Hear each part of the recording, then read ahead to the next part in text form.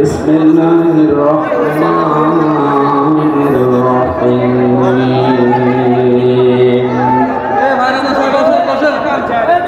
ظهر الفساد في البر والبحر بما كسبت أيدي الناس ليذيقهم بعض الذي عملوا لعلهم يرجعون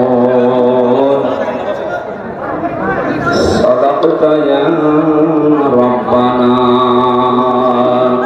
اللهم صل على محمد وعلى آل محمد كما صليت على إبراهيم وعلى آل إبراهيم إنك حميد مجيد اللهم بارك على محمد وعلى آل محمد كما باركت على إبراهيم وعلى آل إبراهيم إنك حميد مجيد الحمد لله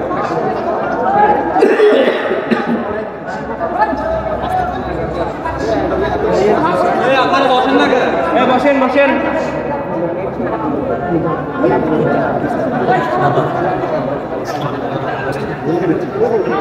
কথা বন্ধ করো ভাই এই বসেন সব নওগাঁ জেলার মালদা থানার অন্তর্গত উত্তরপাড়া হাজিপাড়া মিলনের ইটভাটা এলাকাবাসী কর্তৃক আয়োজিত তফসিরুল কোরআন মাহফিলের স্বনামধন্য সভাপতি জনাব শফিকুল ইসলাম বাবুল চৌধুরী, চেয়ারম্যান 5 নম্বর গণেশপুর ইউনিয়ন পরিষদ, সহ সভাপতি জনাব মাওলানা আমিনুল ইসলাম, জনাব আলহাজ মোহাম্মদ নাজমুল হক মিলন, জনাব মামুনুর রশিদ, আলহাজ লুৎফর রহমান, মাহফিলের প্রধান অতিথি বাংলাদেশ জামাতে ইসলামের শ্রদ্ধাভাজন আমির নওগাঁ জেলা শাখা জনাব খন্দকার মোহাম্মদ আব্দুর রকিব, বিশেষ অতিথি জনাব মোহাম্মদ আবু শিহাব মন্ডল, জনাব আব্দুর রউফ। আলোচনা রাখলেন জনাব মাওলানা ইয়াসির আরাফাত, আব্দুল শুকুর সহ নামনা জানাম সম্মানিত ওলামা ইকরাম। মঞ্চে বসে আছে পরিচিত মুখ আপনাদের দেখতে পাচ্ছেন, শ্রদ্ধাভাজন ওলামা ইকরাম, সামনে বসা মুসলমান ভাইরা, পর্দার আড়ালের সম্মানিতা মা এবং বোনেরা, প্রাণপ্রিয় নওগাঁবাসী, আল্লাহর দরবারে শুকরিয়া জানাচ্ছি যে বিশাল একটা পাথর আমাদের বুক থেকে আল্লাহ নামিয়ে দিয়েছেন। নিয়ামতের শুকরিয়া আদায় করলে নিয়ামত আল্লাহ বাড়িয়ে দেয়। ওয়াইদ তাআযানা রাব্বুকুম লা ইন শাকারতুম লাযিদান্নাকুম ওয়া লা ইন কাফারতুম ইন্না আযাবি লাশাদীদ। আল্লাহ তাআলা বলেন যদি নিয়ামতের শুকরিয়া আদায় করো লাযিদান্নাকুম, লামে তাকিদ নুনে সাকিনা, অবশ্যই আমি আল্লাহ এটা বৃদ্ধি করব। এখন প্রশ্ন হচ্ছে নিয়ামতের শুকরিয়া আদায় করা লাগে কি? আমাদের বিশেষ করে বাংলাদেশ, ভারত, পাকিস্তান, আমরা অনেকে মনে করি নিয়ামতের শুকরিয়া আদায় মানে টুটি পর্যন্ত খেয়ে একবারে ঢেকর তুলে বললাম আলহামদুলিল্লাহ আলহামদুলিল্লাহ, নিয়ামতের শুকরিয়া আদায় হয়ে গেছে তো নাকি? এটা একটা বাক্য, এটা কি? তাফসীরের ভেতরে আয়াতের মুফাসসিরিন ইকরাম লিখেছেন কেউ যদি নিয়ামতের শুকরিয়া আদায় করতে চায় তাহলে 3টা বিষয় তাকে মানা লাগবে, 3টা শর্ত পূরণ করা লাগবে, তাহলে নিয়ামতের শুকরিয়া আদায় হবে। ওইটা আল্লাহ দয়া করে তাদের জীবনে আরো বাড়িয়ে দেবে।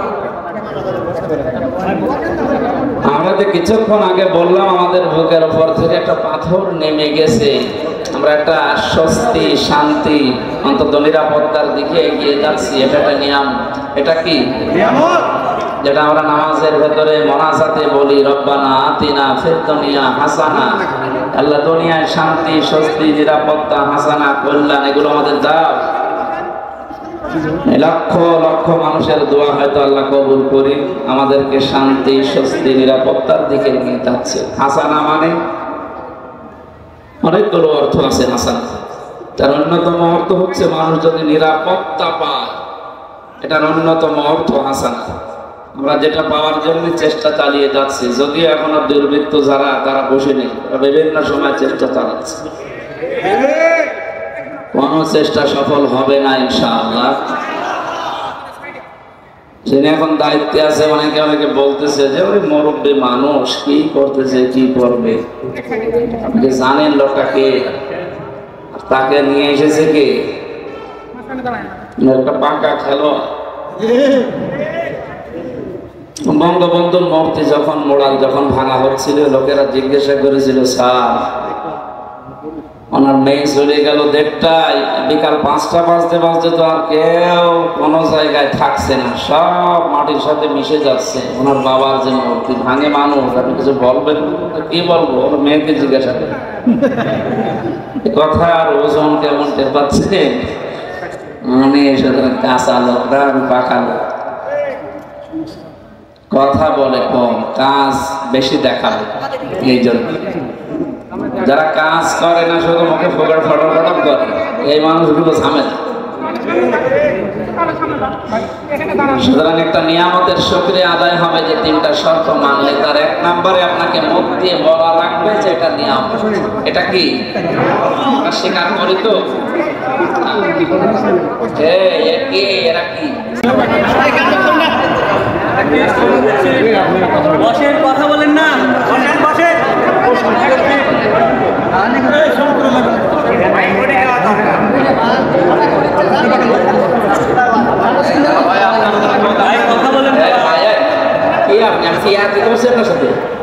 কথা বলেন কেন? দাঁড়িয়ে থাকবেন, বসে থাকবেন, কথা বলবেন, চুপ করেন। আরে এরপর একটা কথা বলেন, দেখেন কি বলবেন। আবার কথা বলাইছে, দাঁড়িয়ে থাক, দাঁড়িয়ে থাক, কথা বলার দরকার। আবার কথা বলার কোন কারণ? বলেন, যেখানে জায়গা পান বলেন। আপনার জন্য পরিবেশ যদি নষ্ট হয়, সব গুণ হবে আপনার। বসেন, ওখানে বসেন, যেখানে জায়গা আছে ওখানে বলেন। ভেজা নাকি জায়গাটা ভেজা? কি এখানে দাঁড়িয়ে কি দেখছেন? বসেন, ওখানে বসেন।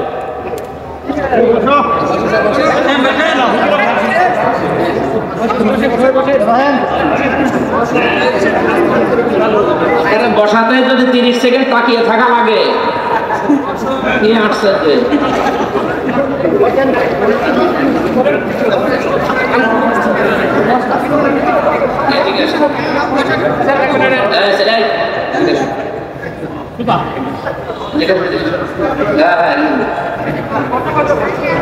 বসাতে আমার আধা ঘন্টা লাগবে।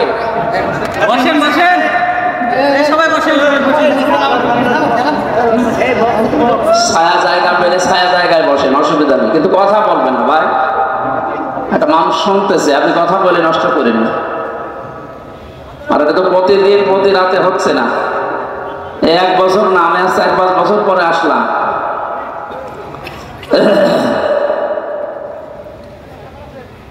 ডাইরেক্ট ফতোয়া দিচ্ছে, আর লুকাচুরি করে লাভ নেই। কোরআনে কারিমের কথা যদি কেউ বাধা দেয়, দুনিয়ার একটা বিষয় তো আছে, আখিরাত তার ধ্বংস, এবং তাকে আল্লাহ দুনিয়ায় কিছু দেখাবে। আমি আজকেও আসার সময় বাংলাদেশের গোয়েন্দা বিভাগের প্রধান যিনি, উনি কথা বলছিলেন যে আপনি সারা দেশে উন্মুক্ত ভাবে কোরআনের কথা যে ফোর্সে আল্লাহ দিয়েছেন ওই ফোর্সে বলবেন, কোনো বাধা নেই, কোনো নিষেধ নেই, কোনো অনুমতি নেই।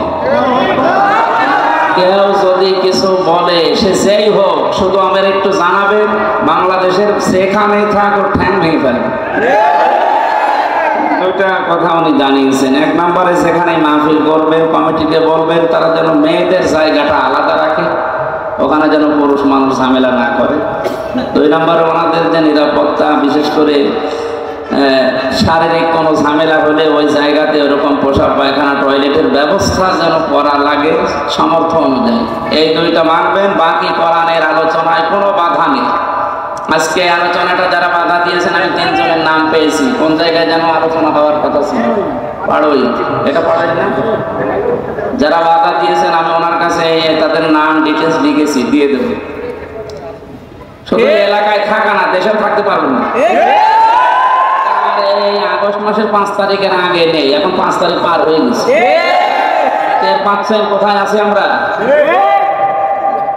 এই জন্যে নরম ভাষায় বললাম এটা। আর দ্বিতীয় নম্বর, আল্লাহর ফতোয়া যেটা আছে, কোরআনের কথা যেদিন কেউ বাধা দেয় তার জানাজার নামাজ নেই, তার কবরে দেওয়ার দরকার নেই, কারণ ও এমনিও জাহান্নামে যাবে, অমনিও জাহান্নামে। আবু জেহেল কোরআনের বিরোধিতা করে আবুল হাকাম থেকে আবু সাইদ হয়েছিল। আপনার নাম যতই সুন্দর থাক, যদি সত্যি আল্লাহর কোরআনে বাধা দেন, আপনার নামও কিন্তু উল্টাপাল্টা বিষয় লেগে যাবে। আমি ওপেন বলছি, রাজনৈতিক ভাবে এদেশে যেহেতু ইসলাম কায়েম করার জন্য চেষ্টা অনেকে চালাচ্ছে, সবচেয়ে বেশি শ্রম এবং কোরবানি যারা দিয়েছে তাদের ভেতরে আপনারা সবাই স্বীকার করবেন এক বাক্যে, বাধ্য হবেন, বাংলাদেশ জামাত ইসলাম। এটা সবাই জানে, সে যেই হোক। এজন্য দিন কায়েম করা যেহেতু ফরজ, নামাজের মতো ফরজ, এই বিষয়টা সামনে রেখে আমার দিন কায়েমের জন্য যারা চেষ্টা চালাচ্ছে, ইসলামী দল যতগুলো আছে তার ভেতরে এটা আমার ভালো লাগে।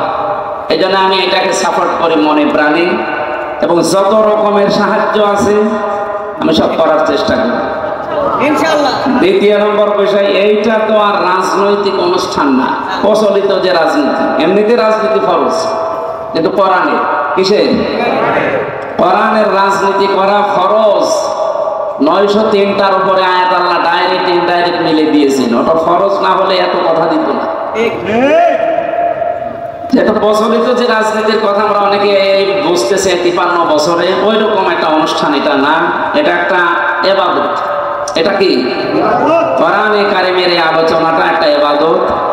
আর ইবাদত, এখানে সব মানুষের মতের পথের লোক আমরা এসেছি ইবাদতটা বোঝার জন্য।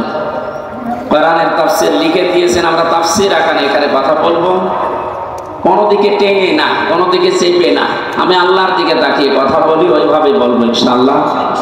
আমাদের আসল উদ্দেশ্য আল্লাহ যেন আমাদের পরিবর্তন করে দেয়, আমিন।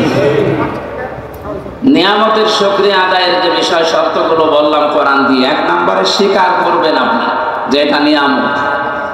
কি অবস্থায় ছিলাম আপনি নিজেও জানেন, আমিও জানি।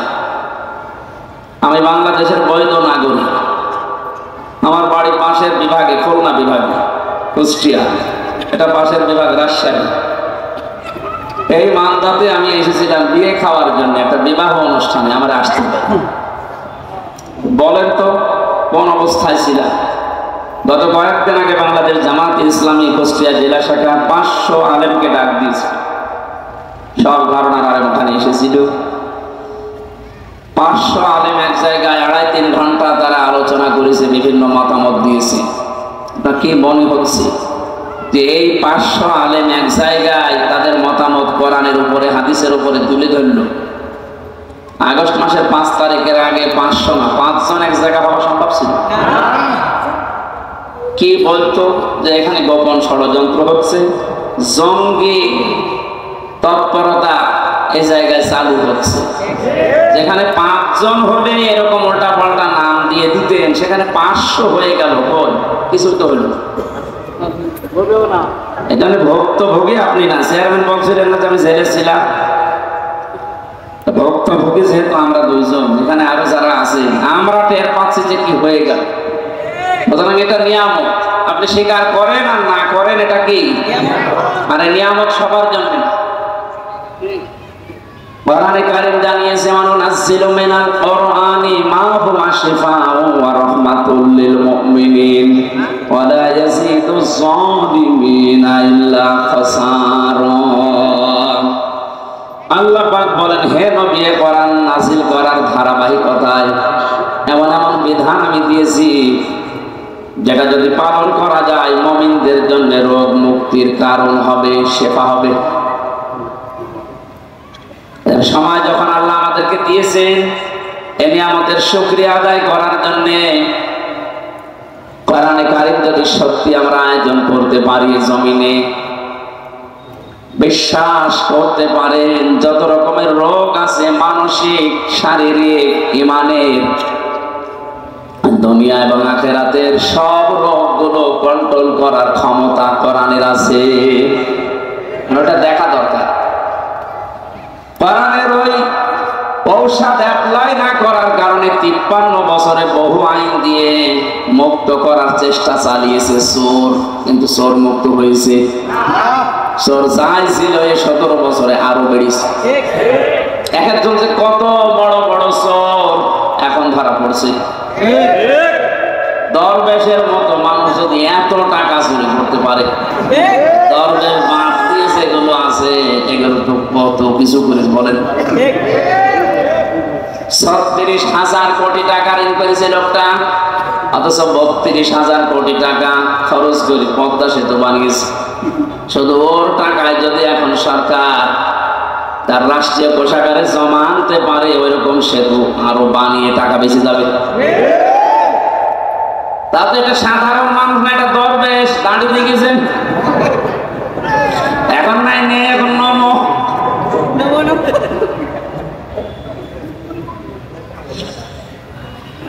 এটা চোর মুক্ত করার জন্য বহু চেষ্টা চালিয়েছে। জিরো টলারেন্স পর্যন্ত ঘোষণা দিয়েছিল বঙ্গবন্ধুর মেয়ে, পারে তো নাই। চোর দিন যত গেছে তত বেড়েছে, কারণ চোর মুক্ত করার জন্য যে ঔষধ দরকার 53 বছর পড়ে নাই। বিশ্বনবী জানিয়েছেন পৃথিবীতে এমন কোন রোগ নেই যে রোগের ঔষধ নেই, কিন্তু সঠিকভাবে রোগটা নির্ণয় করার পরে যদি ঔষধ দেওয়া যায় মাস্ট বি রোগ ভালো হবে। এতদিন পর্যন্ত যেহেতু রোগের ঔষধ পড়ে নাই, সূরা মায়েদার 38 নম্বর আয়াতটা পড়া লাগবে। অসারিকু ওয়াসারিকাতু ফাকতাউ আইদিয়াহুমা জাযাম বিমা কাসাবা নাকালাম মিনাল্লাহ। ইলা আখিরি আয়াত। আল্লাহ পাক বলেন চোর পুরুষ হোক আর নারী হোক, সাক্ষ্য প্রমাণে যদি ধরা পড়ে যায় অবশ্যই তার হাত কেটে দেওয়া লাগবে। এটা হচ্ছে দুনিয়ার শাস্তি। কোন জায়গা? আখিরাতে কি হবে সেটা আল্লাহ জানেন। এবার বাস্তবের দিকে নিয়ে আসেন।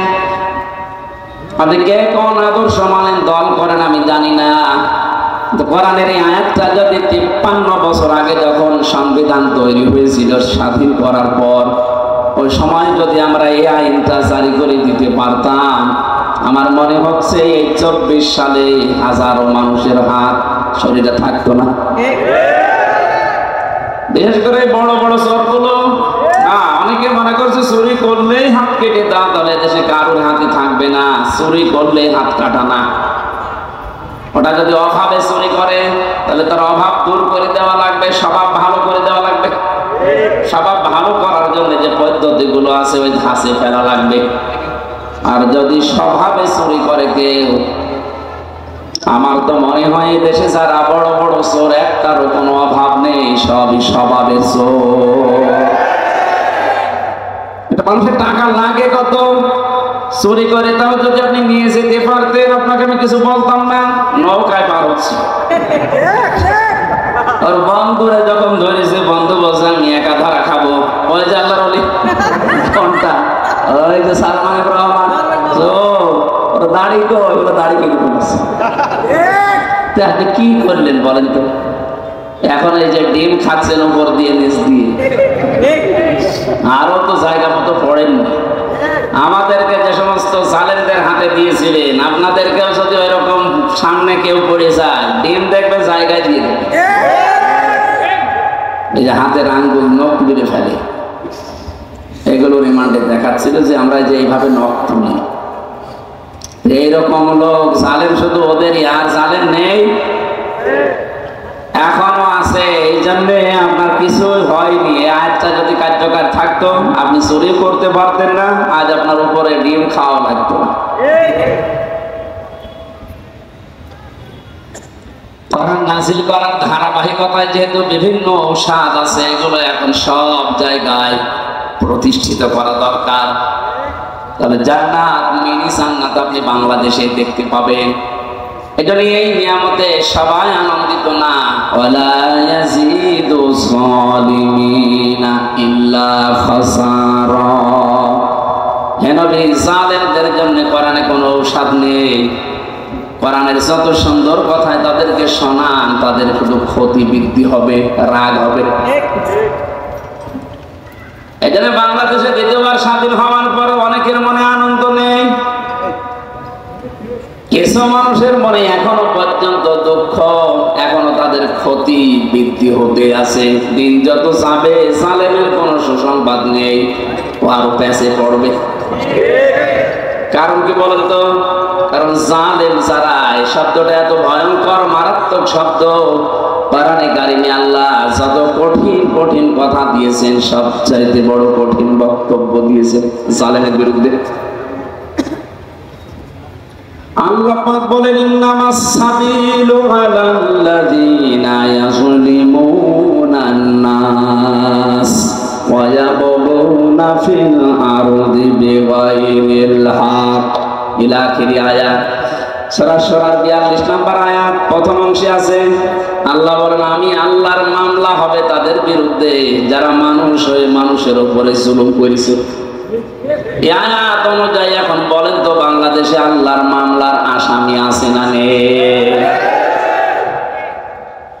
আল্লাহ ইয়াসলিমুনাল মুসলিমুনা দেননি, যে মুসলমানদের উপরে যারা জুলুম করেছে, ইয়াসলিমুনান নাস মানুষ হয়ে যারা মানুষের উপরে করেছে, তাদের জন্য আল্লাহর মামলা রেডি হয়ে আছে।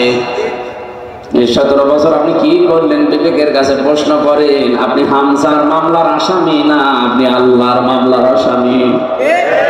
দ্বিতীয় শব্দ আর মারাত্মক,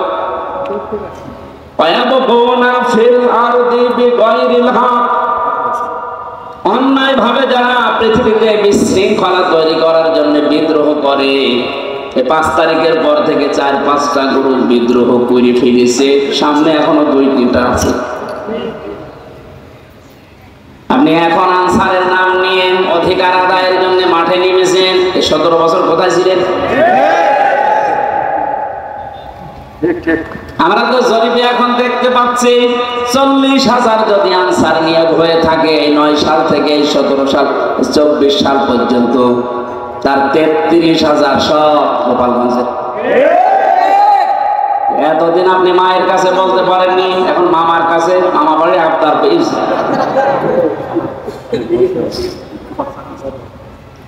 5 তারিখের পর থেকে এই 29 তারিখ পর্যন্ত পুলিশ ছাড়া যদি বাংলাদেশ চলতে পারে, ও আনসার ছাড়া চলতে পারবে। আপনাদের অধিকারের বিরুদ্ধে আমি না অধিকার আদায় করেন, বৈষম্য দূর করার জন্য, যেহেতু দেশটা স্বাধীন হয়েছে করেন, কিন্তু সময় বুঝে তো এখনই শুরু করে দিয়েছেন। লোকটাকে কিছু গোছাতে দেবেন তো, কত ঋণ তার মাথার উপর আপনি রেখে পালিয়ে গেলেন, আপনি টের পাচ্ছেন? সেটা দাঁড়িয়ে আছে এখনো, তাকে একটু সময় দেন, সে একটু গুছিয়ে নিন। না এখনই আমার দেওয়া লাগবে, আসেন সামনে আসেন, আপনার বাহিনী তুলে দেওয়া হবে। এখানে বিশৃঙ্খলা যারা করছেন, আজ বিদ্রোহ ঘোষণা করছেন, আপনিও আল্লাহর মামলার আসামি। পারে নাই প্রথমে হিন্দুদের দিয়ে, খালে পানি নেয়নি, এরপরে প্রধান বিচারপতিকে দিয়ে একটা চেষ্টা চালিয়েছিল, আল্লাহ নষ্ট করে দিয়েছে। এরপরে আনসার, এটা দিয়েও হবে না, কারণ যে আছে আপনি বললাম না, ও কাঁচা খেলোয়াড় না, পেছনে অনেক কিছু আছে খেলান দেওয়ার মতো। আমার মোবাইলে সর্বোচ্চ কল আসলে আসবে, সর্বোচ্চ আসলে আমার মনে হয় তারেক জিয়ার পিএস অপু ভাইয়ের কাছ থেকে কল আসতে পারে, কারণ ওনার সাথে আমি 3 বছর ছিলাম জেলে। আর একটু বেশি আসলে গিয়াসউদ্দিন মামুন ভাইয়ের কাছ থেকে আসতে পারে, ওনার সাথে ছিলাম 3 বছর। তাছাড়া আর উপরে তারেক জিয়া করতে পারে না। ডক্টর মোহাম্মদ ইউনূসের মোবাইলে কল আসে বারাক ওবামার কাছ থেকে, জো বাইডেনের কাছ থেকে, শি জিনপিং এর কাছ থেকে। টের পাচ্ছেন আর ফুটি কোন জায়গায় বাধা, পেছনে কি ধাক্কা দেওয়া আছে দেওয়ালে, আন্দাজে লাফান, বাস্তবতা কিছু জানেন?